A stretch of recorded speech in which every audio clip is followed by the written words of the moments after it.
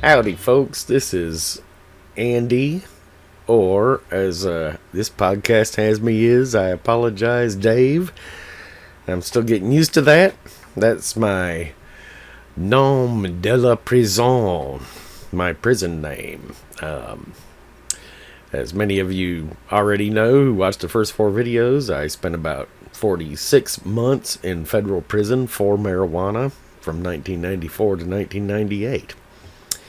And this is a recount of the steps that brought me there and what happened during my journey to this very odd place. It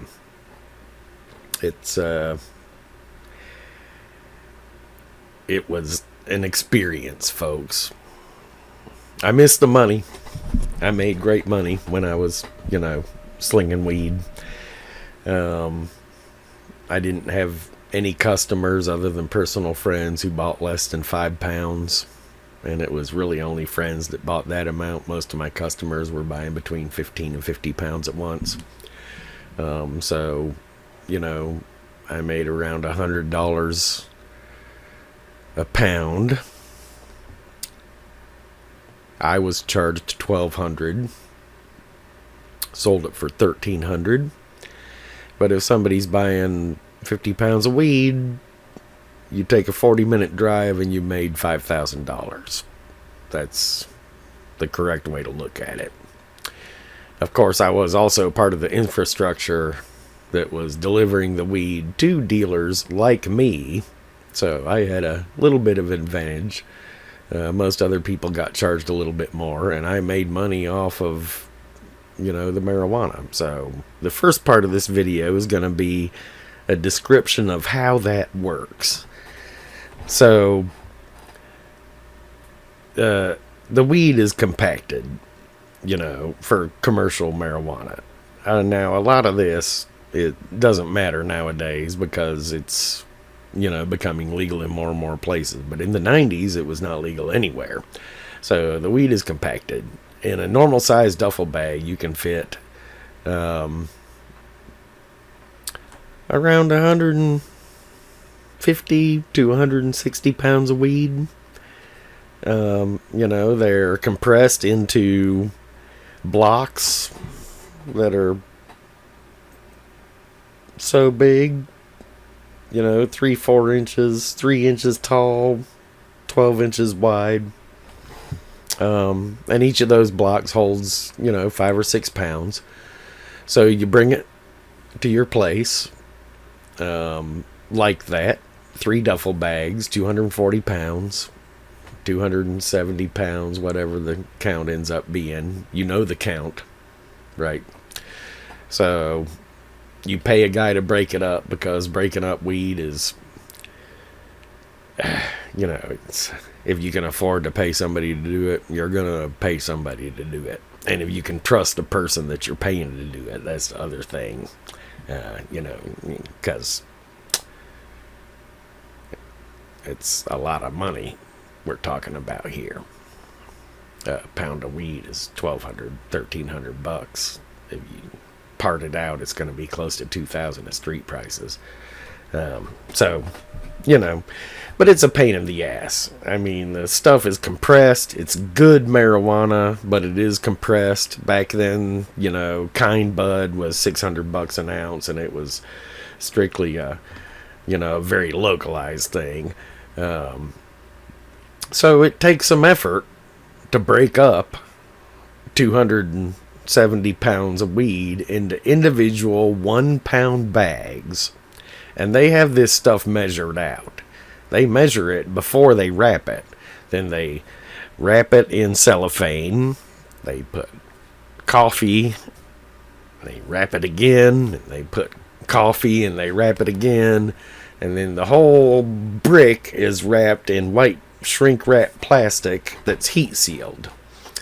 This organization was very thorough about trying to keep the smell of marijuana as localized as possible to the actual marijuana.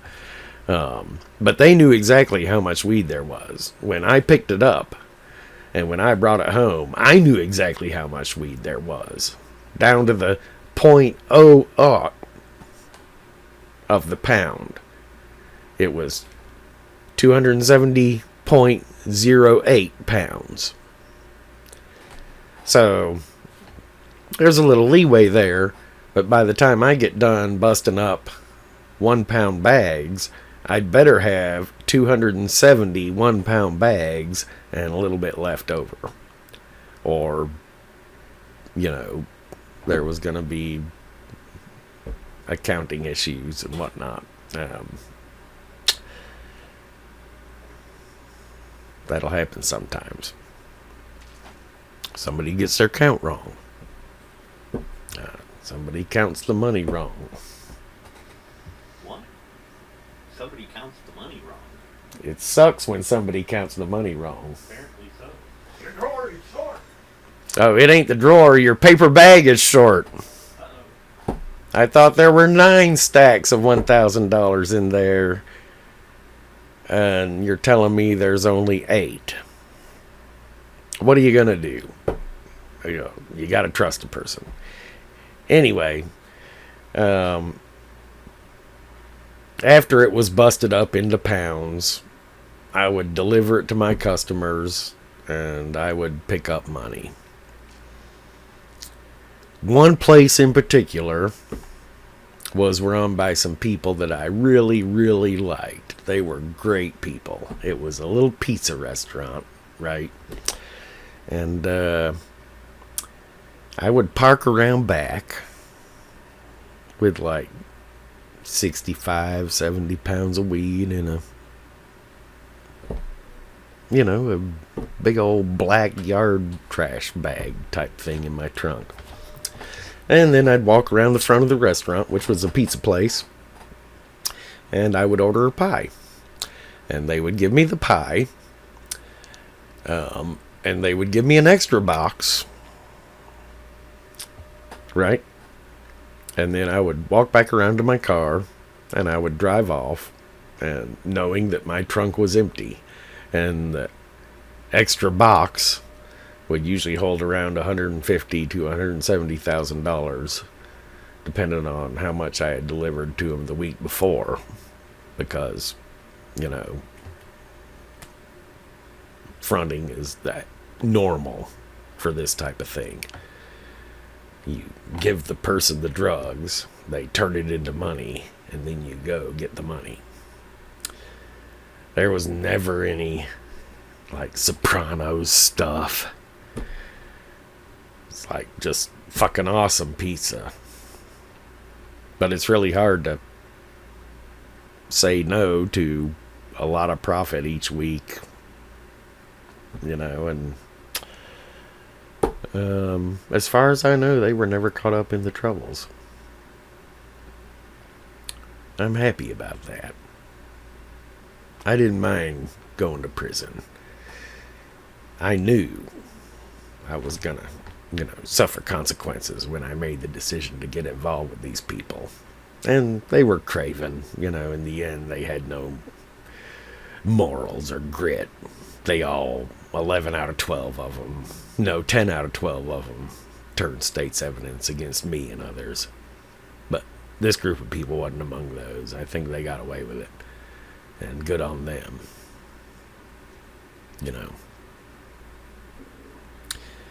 Fuck you, motherfuckers, as the saying goes. Anyway, while I was in prison about year 3 in Milan, Michigan, I knew this guy whose name was, let's call him Chet. Chet seems like a good name. He came from a family with some money. That doesn't mean you're not going to commit stupid crimes. And he did commit predatory crimes. I can't remember exactly what it was. I think it was some kind of fraud or something. But he was all about longevity and purpose in life, which I found odd since he was in federal prison. But maybe that awoke that in him. So I ate as good as I could in prison, which a lot of times was pretty good. I'll get more into that later. He would eat what he considered to be the healthiest food, which in prison is generally, not great. It's like cardboard. So he was like, I want to be healthy when I'm 90. And I was like, yeah, okay.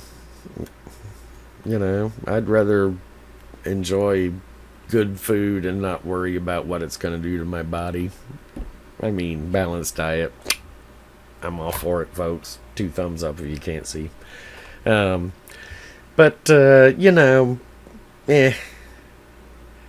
adapting a diet so you can live as long as possible seems like one tiny factor amongst many, many, many, many different factors.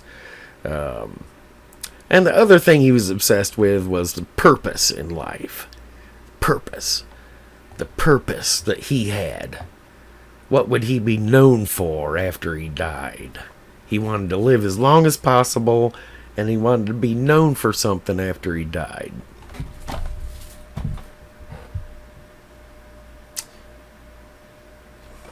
So, he was talking about building bridges, historical figures that had accomplished great things. Some of whom had been in prison. Let's face it. Some great thinking happens in prison. And one of the things we settled on was some painter, that was famous for his sunsets. It might have been one of those, I'm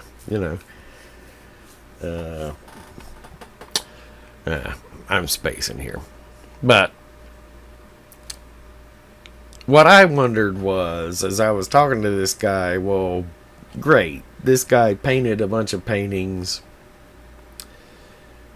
that are worth lots of money, and people treasure them, and they're in museums, and we'll preserve them as long as we can. And, since we digitize art, they may be preserved from now until the end of time.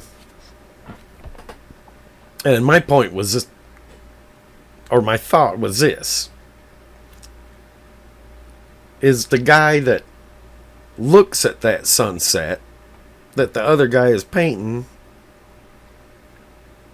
does he have a worse life just because he doesn't create something that lasts through the generations? I don't think so. I think the purpose of our life is to enjoy ourselves. And I've never understood the desire to, be famous or known. As you can tell, because I make long, boring videos. Anyway, this is the kind of thing that happens in prison. Now, a TV show based on that encounter alone, a deep philosophical discussion about the actual meaning of life, well, it could be done.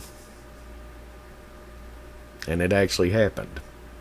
I didn't change the guy's mind as far as I know. But that was, shit. That was 30 years ago now. Time flies, folks. So, until you can't, enjoy yourselves.